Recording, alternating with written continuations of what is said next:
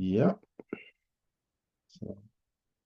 godt, men velkommen til den her introduktion til emotionsfokuseret terapi, og det er med undertegnet her, Niels Bakke. Jeg er psykolog, er autoriseret specialist og supervisor i psykoterapi for Dansk Psykologforening, og også certificeret EFT-facilitator og supervisor-træner ved den internationale EFT-forening. Så jeg kan se mig med Leslie Greenberg, der er ham, der har oprindelsespersonen til emotionsfokuseret terapi. Og jeg træner hos ham og også superviseret til at blive supervisor. Ellers har jeg en privat praksis i Roskilde, hvor jeg også driver Institut for Emotionsfokuseret Terapi. Jeg er også formand for en psykoterapiforening, der hedder DESPOP, for personcentreret oplevelsesorienteret psykoterapi.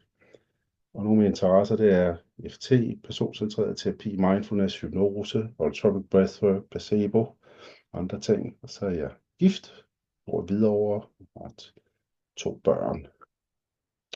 Så det var lidt om mig. Så hvad er emotionsfokuseret terapi? Det er en empirisk valideret psykoterapimetode, det vil sige, der er forskning, både procesforskning, hvordan foregår de emotionelle forandringsprocesser, men også effektforskning, hvad er udbyttet af det, der viser det også god effekt, der hvor det er. Det var også en af de grunde til, at jeg faldt for EFT, at den også havde vægt på det forskningsmæssige, og det validerede som pendant til dengang især det kognitive adfærdsterapi, der promoverede det der omkring år 2000, kom der evidensbølge. Så jeg fandt den her terapi, der både har humanistisk rødder, men også funderet forskning. Så den emotionsfokuseret, det vil sige, at der er særlig fokus på følelser, forståelsen af følelserne i menneskers funktion og dysfunktion. Det kommer mere ind på også. Og så er det en humanistisk funderet psykoterapi, så den har rødder i Carl Rogers personcentreret terapi, så Carl Rogers er en af de store humanistiske psykologer, som vi ser fremme, det er om 50'erne, 60'erne og 70'erne. Og det her er en humanistisk terapi, der bygger videre på det, og også hjulpet til, at humanistisk terapi igen er placeret sig i den akademiske verden. Kom lidt ud af det, det er i slutningen af 60'erne og 70'erne. Så det er en integreret terapi, det sådan integrerer forskellige metodikker, og der er en særlig også metodik i at integrere, der er udviklet inden for emotionsfokuseret terapi. Og den integrerer blandt andet det personcentreret tilgang, Carl Rogers, empatiske, anerkendende, autentiske måde at være som terapeut, terapeutisk teknikker, især stole-dialoger, og så andre oplevelsesorienterede terapier, der er også noget fra psykodynamisk og andre, som har fundet vej ind i det. Men som noget, som også har noget basis i forskning og vist effekt i forhold til det, så det er også tænkt ind i det. Og så er der en fornyelse af den psykologiske teori, både emotionsteori, men også noget neuroteori og så videre, der indgår i tænkning omkring emotionsfokuseret terapi. Og som sagt, så er der et langt psykoterapiforskningsprogram, der ligger til grund for metoden her. Så EFT er jo ligesom det forkortelsen for den her tilgang. Så der er noget andet EFT, der findes derude. Der er noget, der hedder Emotional Freedom Teknik. Det er ikke det samme som det her, men det er sådan en tapping-teknik, ligesom tankefeltsterapi. Og så findes der også andre EFT-skoler, og en anden stor skole, der findes, det er den, som Sue Johnson havde eksponent for. Den hedder på engelsk Emotionally Focused Therapy, hvor det hedder Emotion Focused Therapy, men på dansk hedder det begge to emotionsfokuseret terapi og EFT. Sue Johnson og Leslie Greenberg arbejdede sammen tilbage der i 70'erne, 80'erne omkring at udvikle en parterapeutisk metode, og det var det, Sue Johnson også var optaget af i mange år, men senest så er der blevet udviklet også en individuel og familieform af den. De ligner meget hinanden, men der er nogle gennem årene nogle forskelle i det. Og det her, det er så den måde, Leslie Greenberg har udviklet sammen med en masse andre øh, hvad hedder det, forskere og trænere i EFT. Endelig så er der i Australien en separat EFT-skole, som også har udviklet sig selvstændigt, men også med rødder i Greenbergs måde at arbejde med EFT på. Så det er også en metode, der er kommet lidt op i årene og har fået forskellige skoledannelser, ligesom det er inden for mange andre retninger. Så det her lige for at placere EFT inden for de her store terapeutiske referencerammer, det er blandt dem, der bliver brugt i psykologforeningen i forhold til specialistuddannelse. Så EFT befinder sig inden for den humanistiske, eksistentialistiske referenceramme. De andre, det er jo sådan psykodynamisk, kognitiv adfærdsterapeutisk og systemisk narrativ. Så det er ligesom det er placeret. Og det, der bliver integreret i EFT, det er især det personcentrerede, det er faktisk ligesom, kan man sige, grundlaget for hele metoden, men så er der ligesom oven på det, eller sammen med det, en by forskellige oplevelsesorienterede teknikker, eller måder at fremme processer hos klienten, som kan hjælpe dem til at skabe de forandringer, der kan være brug for. Blandt andet ham, der hedder Eugene Gendlin, med en metode, der hedder fokusering, som er sådan en kropsorienteret kropsopmærksomhedsmetode, ligesom at mærke kroppen, hvordan man har det, kan man sige. Og den er integreret, det er jo en stor metode i sig selv, og har et helt miljø, der findes omkring det, men den tilgang er også dybt integreret ind i EFT. Så den er også om at mærke, hvordan man har det i kroppen, mærke følelserne, helt nu oplevelsesorienteret i nuet. For gestaltterapi, så især nogle af de her stoledialoger, der er integreret, og det er blevet forsket på det, og ligesom raffineret nogle udgaver af det. Det skal vi se lidt senere på, en af de her, der blandt andet en stoledialog for selvkritisk split, eller man er selvkritisk over for sig selv som klient, er sådan en signaturmetode inden for EFT. Den kommer fra gestaltterapi, og så oprindeligt fra psykodrama, hvor Pearls og gestaltterapeuterne havde det fra. Der er også nogle psykodynamiske ting, der indgår. Jeremy Safran, som arbejdede sammen med Greenberg oprindeligt, omkring at formulere nogle første emotionsteoretiske modeller, som bliver brugt i EFT. Den er psykodynamiker, så der blandt andet også arbejde med alliancen, den terapeutiske alliance i terapien, som noget af det, der kommer fra psykodynamisk. Men der er også eksistentielle eller eksistentialistiske tilgang, narrativ udgaver, der er lavet af EFT, mindfulness og dialektisk adfærdsterapi med alle de mange måder at effektregulere indgår. Så fordi EFT også er integrativ, så er den åben for at tage det ind, der ligesom giver mening i den her grundlæggende holistiske referenceramme, og så integrere det ind i det, men også noget, der ligesom virker. Så det her er lige nogle af hovedpersonerne, mænd og kvinder, der er bagved. Det er som sagt Leslie Greenberg, som er den hovedfiguren. Det her, han arbejder tidligt sammen med ham, der hedder Robert Elliott, nede til højre der. Og de fire der, Dean Watson og Rhonda Goldman også, de er ligesom nogle af de basale hovedkræfter i EFT. De er udgivet sammen med en bog, der hedder Learning Emotion Focus Therapy, som kommer her i en ny udgave. Så hvis man vil lære EFT, så er det ligesom en god idé at få fat i den.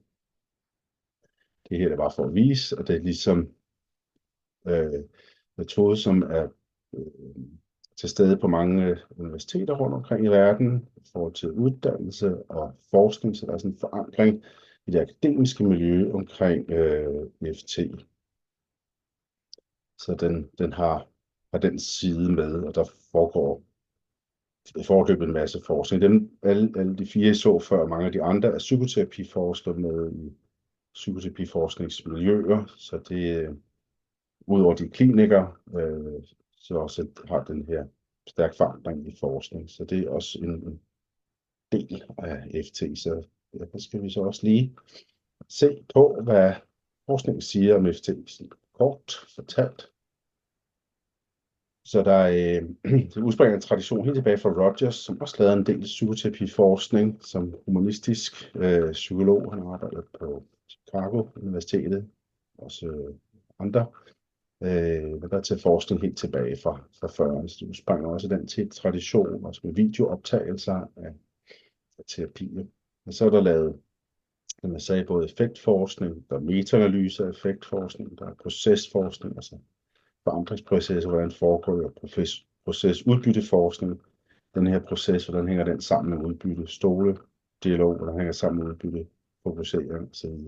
Og der er også udvikling af måleredskaber. Og så hvis man også ser på de enkelte metoder, der er integreret i FT, så er der også noget forskning på dem i sig selv, personcentreret fokusering og emotionsfokuseret terapi. Der typisk været ret god effekt, når man ser på det, ser på metaanalyse overordnet på alle typer problemstillinger. Så der har været her fra 2019 metaanalyse, det er en før-efter-effekt på 1,31 standardafvigelse, så det er ret stor. 0,8 er en stor effekt, så det er en meget stor effekt. Kontrolleret, altså i forhold til en kontrolgruppe, 1,13 standardafvigelse i forhold til før og efter, eller i forhold til kontrolgruppens effekt. Også stor effekt. Og sammenlignet med andre terapeutiske metoder på det her tidspunkt, en middelstor effekt. Men det tal svinger sig i øjeblikket det nede på 0 igen, så det er det gode gamle dodo-effekt. Alle terapier virker lige godt, det gælder også for FT. Så der er også en god portion ydmyghed i forhold til det, ikke temperere og være med i terapiretningernes kapløb, men kigge mere på, hvad forskningen siger, og forhåbentlig på et andet tidspunkt måske få en enhedsterapi, der overskrider alle de her terapiretninger. Men for nu, så er FT et bud på en måde at gå til det på. Men man kan også tage dele af det her, som nogle af de her forskellige processer, som er i FT, og bruge i sin praksis, integrere det integrativt, eklektisk, og man har med at gøre. Så der er helt sikkert noget, man kan tage med sig herfra, hvis man ikke lige kender nogen af de her processer, som FT kan fremme. Der er også en effekt på problemstillinger, der er også ret god effekt, som I kan se, depression i 36 standardafvigelse, angst 1,9 er også ret stort. Interpersonelle problemer, det er parproblemer, det er også med Sue Johnsons, det er faktisk kommet med der. I det tal der. Så I kan se det, hvis man tænker på, at virker det nu her, så er der noget forskning på det, så er der det. Så det kan man også sige til dem, der skulle være interesseret i det, eller det betyder noget for, eller for en. At det er godt at vide, at det også står på et ben der. Og som sagt, også til procesforskning. Og det er faktisk det, som jeg synes er det mest interessante, hvordan foregår de her forandringer. Prøv at kigge på dem, prøv at forstå dem. Så der er masser af sådan nogle landkort og procesbeskrivelser, hvordan man kommer fra en fastlåst emotionel tilstand måske til en forløsning i den type problemstillinger, der er. Så lidt om emotionsteori i FT. Det er jo sådan, at man betragter følelser som grundlæggende adaptive.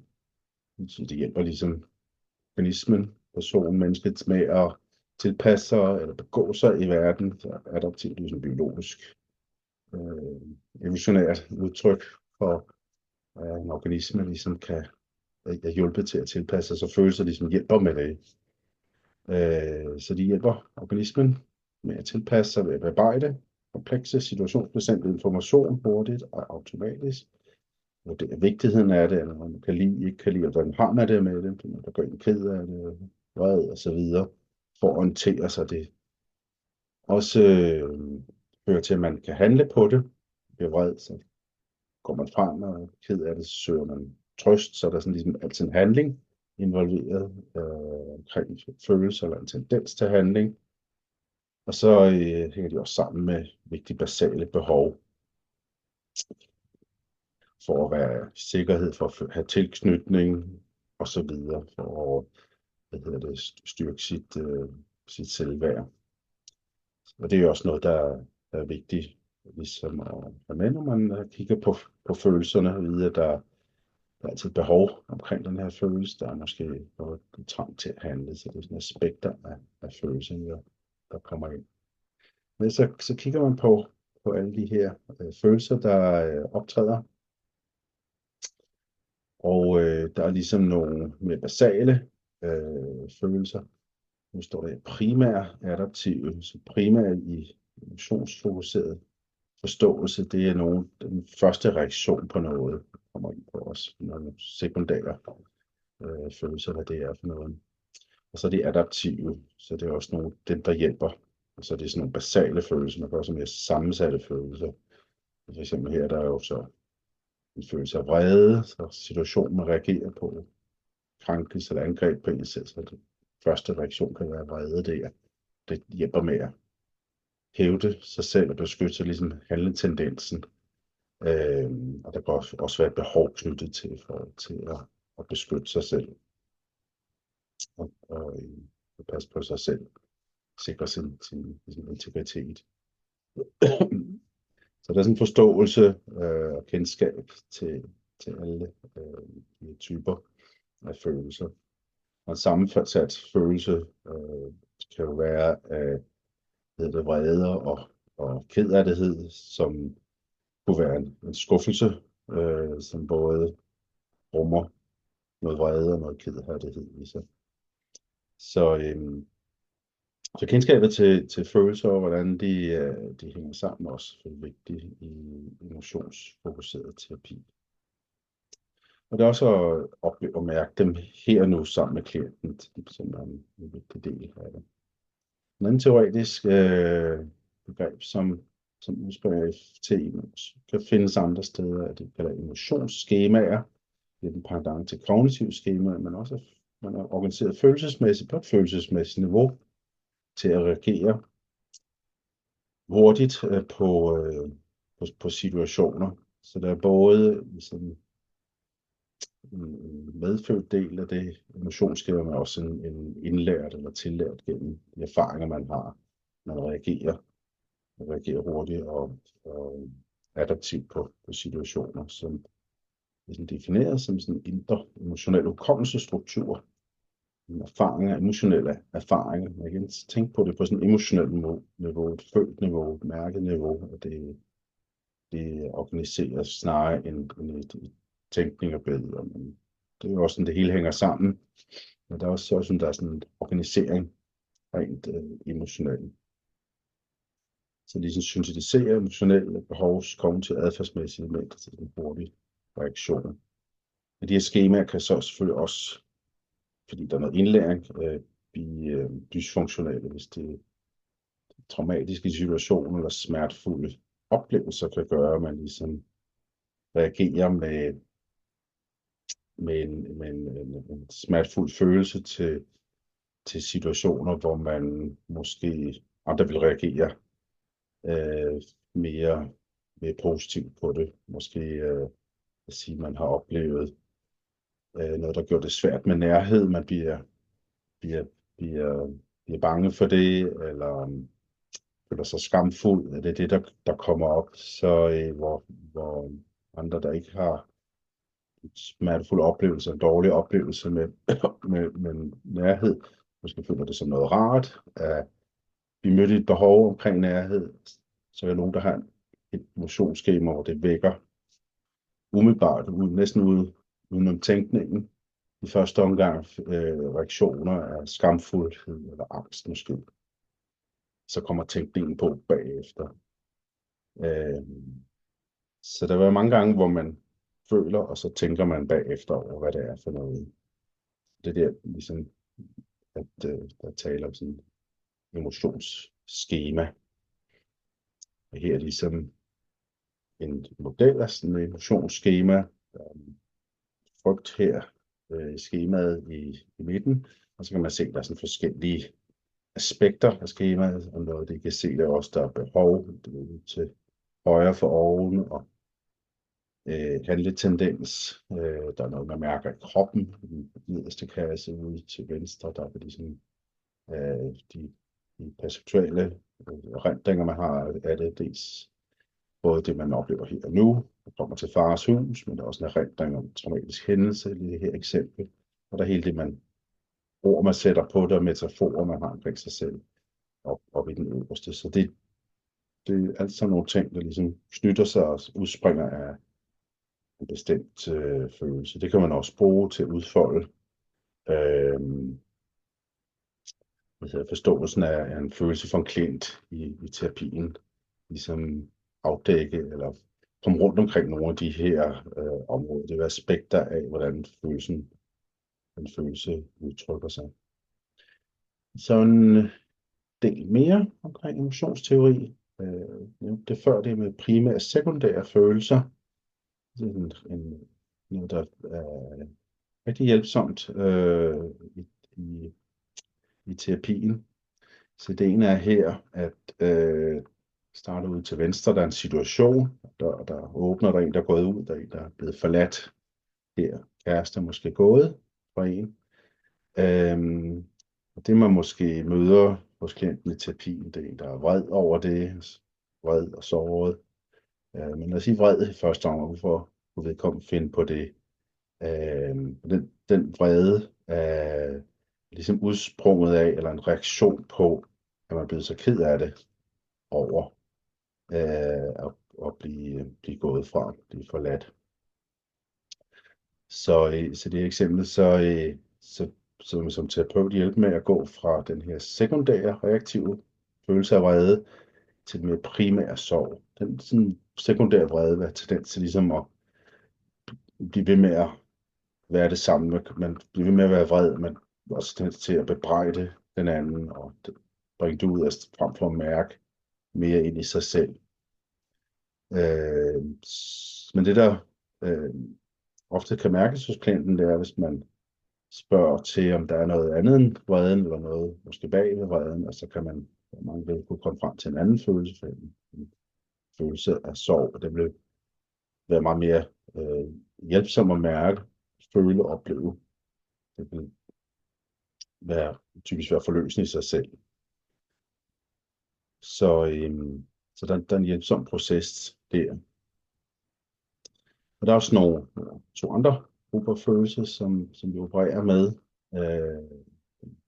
Vi kalder instrumentelle følelser, som er ligesom at bruge følelserne på en instrumentel måde til at opnå noget. Så eksempel på det er sådan at bruge krokodilletårer.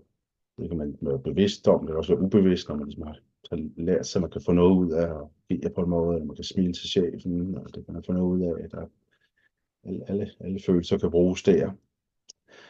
Og så det vi kalder det primære maladaptive følelser, så det er ligesom når der er en erindring fra fortiden, det er dernede nederst i venstre hjørne, hvor der en lille udgave af ham bliver skældt ud af den store der, og der er sådan en skamfølelse her, så det kan være, at når den her situation man bliver forladt, så den første reaktion er at føle skam over det, så det kommer frem for, at der er sorg involveret, og det kommer ligesom af sådan et emotionsskema, der er knyttet til sådan, den type situation, og den følelse dukker så op. Og det er så en anden type terapeutisk arbejde, det er, når man arbejder med sådan nogle maladaptive følelser, der har historie tilbage i fortiden, frem for, hvis det er det her, hvor der er en sekundær følelse, og så er der sorg, hvor det at mærke og opleve sorgen, det i sig selv bare er typisk være forløsende, for det er en proces af følelser, der ikke er blevet oplevet og mærket, de får lov til at blive mærket, udtryk, så forløser de sig.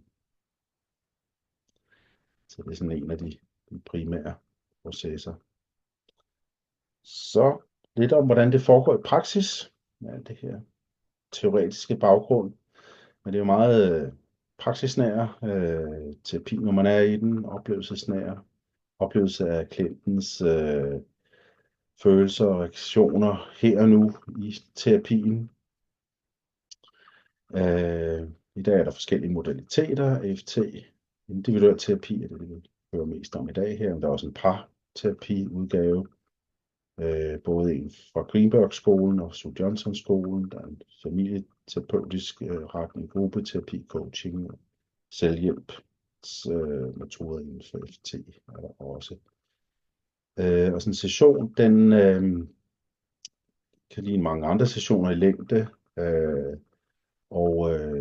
det er også en fleksibel tilgang i forhold til selve, hvor mange sessioner, længden af selve forløbet. Så man kan på en måde sige, at man når så langt, som man kan med de sessioner, man har. Selvfølgelig forskellige problemstillinger kan kræve flere sessioner. Det, der er undersøgt i forhold til depression, traumer, angst osv., det er sådan 16-20 sessioner, at der er folk fået hjælp til problemstillinger over det her antal sessioner. Og så det er en meget samarbejdende stil, der er i terapien. Det er ikke sådan, at der bliver lagt program. Det er meget, responsivt i forhold til, hvor klienten er henne af. Man laver også caseformulering sammen med klienten, for at forstå, hvad der sker. Arbejder med at have mål og midler sammen, altså at opbygge alliance omkring, hvad man arbejder med. Man tænker helt det teoretiske også ind i det, men meget praktisk også, og oplevelsesnært ind i selvterapien sammen med klienten. Så også ud af det humanistiske menneskesyn, så tænker jeg, det er også meget agens til at kunne indgå og være partner i at udvikle terapien sammen med terapeuten. Så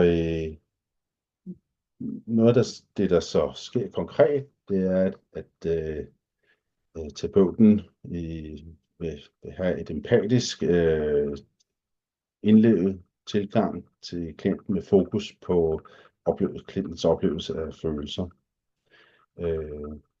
Man vil søge at hjælpe klienten til at opleve følelserne her og nu i terapien, frem for at snakke om følelserne i går eller morgen eller på et andet tidspunkt, så mærk, hvordan følelserne er her og nu. Terapien, hvordan man mærker det. Nu oplever du dem her og nu. Og nogle af de interventioner, der er blandt med stole, det er noget, der direkte fremmer oplevelsen af følelserne i terapien. Ellers så er det det, man ligesom guider med. Der er jo mange terapier, hvor der indgår følelser, men også mange, hvor man ikke så systematisk guider til at opleve dem her og nu i samtalen. Man vil snakke om følelser, men det kan handle om følelser på et andet tidspunkt, og det kan være dramatiske følelser, man bliver mærket her og nu. Så man også inviterer til dybden af følelserne, man mærker dem, og kan tale om det på en levende og flow-agtig måde, og bringe intensitet også op, så meget som klienten kan have med at gøre, men ligesom også det giver også klienten fortrolighed med at kunne være med sine følelser, og ikke at være bange for en vis intensitet i følelser, og også FT-terapeuter er åben for, at der kan være en god intensitet af kederlighed, vrede, skam, hvad følelserne de får lov at være der, og mærke, at der er en pointe i, at ikke at skulle væk fra sine følelser, men at kunne være med dem.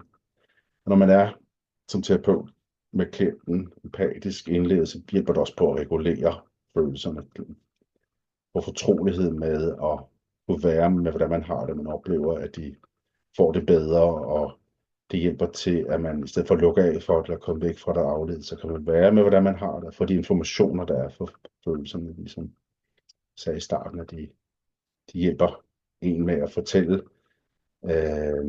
hvordan man har det med sine omgivelser og orientere sig. Så hvis man ikke kan mærke det, fordi man lukker af for det, så får man heller ikke den information. Så det er sådan ligesom at hjælpe til, at man kan være med, hvordan man har det. Det er gennem at mærke det. Og der kommer forløsning i følelser, der bliver oplevet og mærket, så bliver de også mindre. Man får flere ord på dem, så kan man bedre være med dem, så følelserne ligesom ender med at regulere sig ved, at man har mere med dem at gøre. Så det er faktisk også en tommelfingerregel, mere du med dine følelser, gør det bedre for det. Det kan jo godt virke modsat for, hvis man tænker, at så mere med mine følelser gør også bare værre og større. Det gør de faktisk ikke. Det bliver mere reguleret, jo mere man har med dem at gøre. Så meget som klienten kan med at gøre, mærke og opleve hvordan de har at sætte ord på. Og der vil være en søgen efter de mere primære, basale følelser, og så hvis der er en, der føler sig skuffet, så vil de søge hen mod, der er både vrede og kedsomhed i det. Også hjælpe dem til at udtrykke følelserne. Der er nogle af de her stolearbejde, der hjælper til at gøre det. Og der er også nogle andre forskellige måder at gøre det på. Og så også skabe mening i følelser, sætte ord på, tale om den. Jeg kan sige, en session, den kan starte med, at man ligesom dykker oplevelsesmæssigt ned i følelserne, mærker dem, er til stede, og så mod slutningen af sessionen, ligesom mere og mere skaber mening i det, taler om det, får ord på det, man har oplevet. Og det er vigtigt, at man ligesom har den her oplevelsesdybde, kalder vi det, til de følelserne undervejs. Der er faktisk også noget forskning, der viser, uanset terapiretning, hvis man klienter gør det i deres terapi, at de ligesom, har en vis emotionel dybde i løbet af en session, så har det sammenhæng med udbytte af terapi. Og endelig så arbejde med eller transformere følelser med følelser, så det er især med sådan nogle fastlåste følelser, den her skamfølelse, før man har oplevet noget skamfuldt emotionsskema, der er præget af det, så kommer skam op, hvor der måske kunne være kommet en anden mere positiv følelse op. At man ligesom kan hjælpe med at bringe det behov frem, der kan være bagved, og det kan måske være behov for at være noget værd, eller stolthed, og det følelse kan ligesom være med til at transformere eller omgøre sådan en skamfølelse. Så der er nogle måder ligesom at hjælpe med det på. Og det skal vi også se lidt et eksempel på. Og det video her, det ser vi. Så bagefter, der var noget video her, man lige kunne se det her med at skabe en empatisk indledet relation.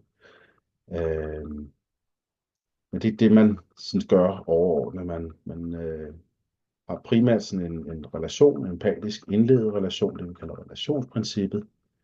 Så det er ligesom det hav, som hele terapien foregår i, den atmosfære, terapien ånder i. Og så oven i det, så er der nogle terapeutiske opgaver, kalder det, eller processer, som man kan invitere klienten til. Det kan også kalde det teknikker eller interventioner, som man lægger til. Så man kan se hele terapien som sådan et hav af empati, hvor der er øer af terapeutisk arbejde.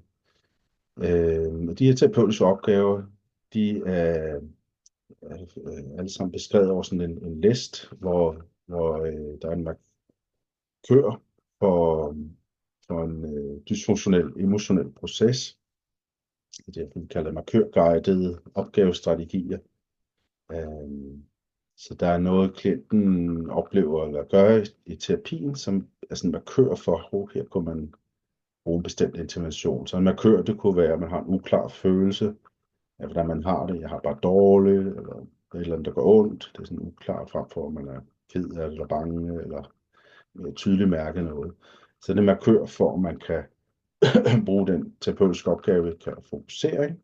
Man fokuserer på en kropslig følte fornemmelse af, hvordan man har det, og finder de ord, der passer til følelsen, og gå frem og tilbage mellem fornemmelsen, og finde ord, der passer ind, så man ligesom kan mærke, jeg kan mærke, at jeg er ked af det måske, ikke? Eller jeg skammer mig. Eller.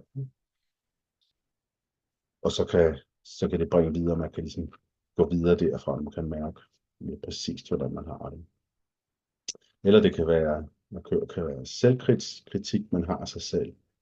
Så vil FT-terapeut vide, at det kan være en markør for at bruge det, vi kalder en stoledialog ved selvkritik, hvor man kan hjælpe klienten med det, som er lidt mere kompliceret proces, men vi skal lige se lidt på den på et tidspunkt. Så det jeg sagde, at terapien er ligesom et hav af empati, relation, hvor man har, som hele tiden er der, man tænker på, vi kan måske alle sammen tænke, at jeg er jo empatisk som terapeut, men det her, det er man ligesom en mindfulness meditation, hvor man forsøger at hele tiden være empatisk indlevet i den andens indre oplevelsesverden, og midt i det også høre, når der er noget, markører for noget, så man sådan ligesom kan putte ind, men man bliver ved med at være indlevet, empatisk anerkendende sammen med klienten. Det vender man også tilbage til, hvis sådan nogle af de her interventioner ikke virker for klienten. Så her var en oversigt over, vi kan se lidt, at der er en del af de her opgaver, der også flere af den her liste har nogle år på bagen. Men herovre til højre, der er en liste med den forskellige informationer, og det vi skal se på, det er two-chair dialogue, det der snakker om også, det er en experiential focusing. Altså det at være empatisk udforskende i forhold til klienten, at se simpelthen opgave. De er en del nogle hovedgrupper, og herover kan man se, hvad er de her opgaver. De består af markører, altså en gradvis fordybning og forløsning, og bringe den forandring videre i klientens liv efter terapien. Vi skal lige se den her signaturmetode med to-stole, dialogen, selvkritisk split. Og det er, markøren af det her selvkritik, eller effekten af det, som man oplever. Det kan være, at man nedtrykt, det kan være effekt af at være selvkritisk. Så man kan invitere klienten til at indgå den her dialog, og det kan føre til et større selvomsorg, eller man ligesom kan stå op for sig selv i sidste ende.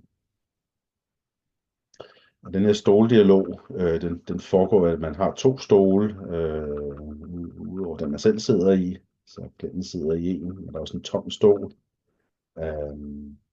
Så det ser man den her, og der er det her selvkritik, vi kan arbejde med, så må man bede for klienten med på, at man kunne arbejde med det her, for en alliance omkring at arbejde med det. Og så vil man klienten gå over den anden stol. Vi kan se her, der står kritiker og selv, så det repræsenterer de her to stole, selvstolen og kritikerstolen. Så man kan udtrykke den her kritik, som man har over for sig selv, som om man var en dialog. De her to sider var en faktisk dialog, så de siger det højt over til sig selv, forestiller sig selv i den anden stol og siger det højt, udtrykker den her kritik, og det for at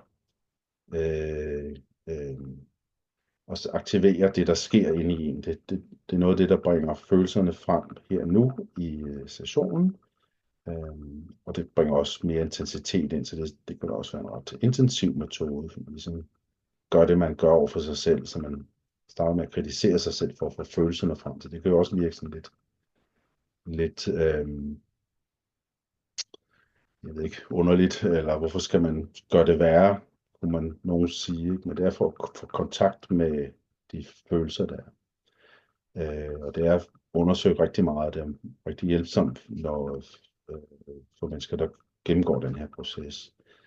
Så bringer man dem over i den anden stol, når den her kritik ligesom er sagt, og så oplever de, hvordan mærkes det at høre den her kritik, hvad er følelserne, der kommer, så udtrykker man følelserne over til kritikere, ligesom man var i en dialog. Og så vigtigt, at man også udtrykker, hvad man har behov for, når man har udtrykt den her, man føler sig mindreværdig, eller ked af det, eller skamfuld over den kritik, som man har brug for, måske er kritisk side, den lader være med at gøre det, eller måske kan acceptere en, eller bakke en op, så det udtrykker man. Og så går man klienten over og er den kritiske side, og det der kan ske to ting her.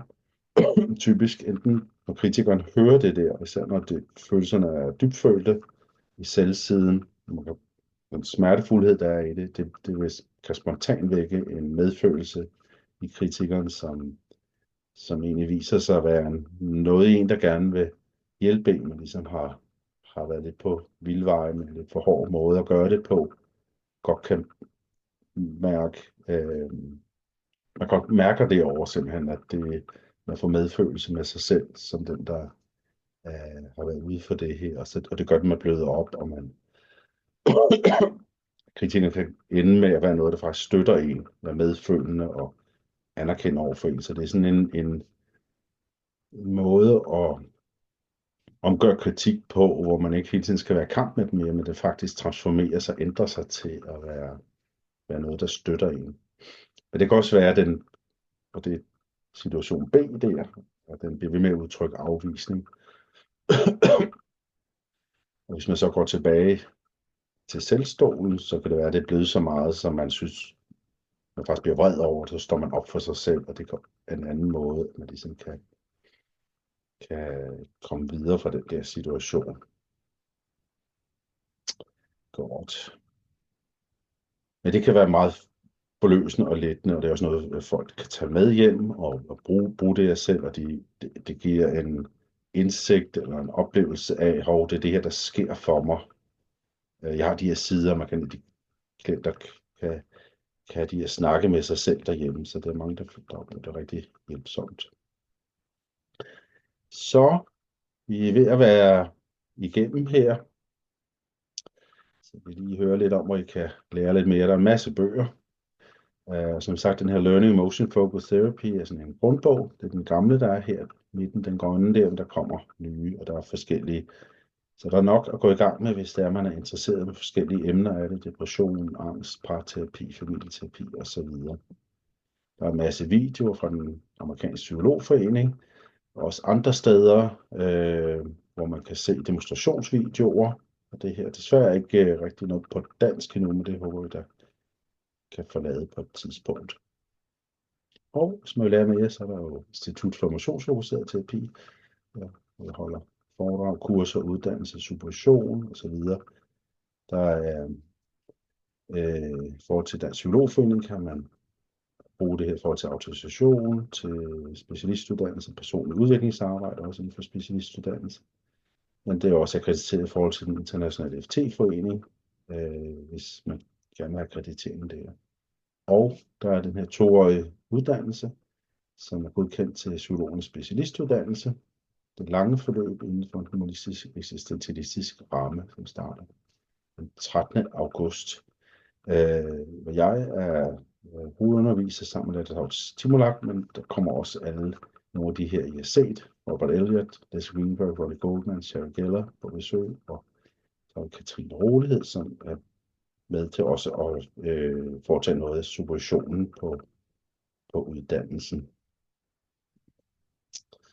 Så vi tager nogle spørgsmål og svar om lidt, og ellers vil jeg bare sige tak for i dag. Så vil jeg stoppe optagelsen lige.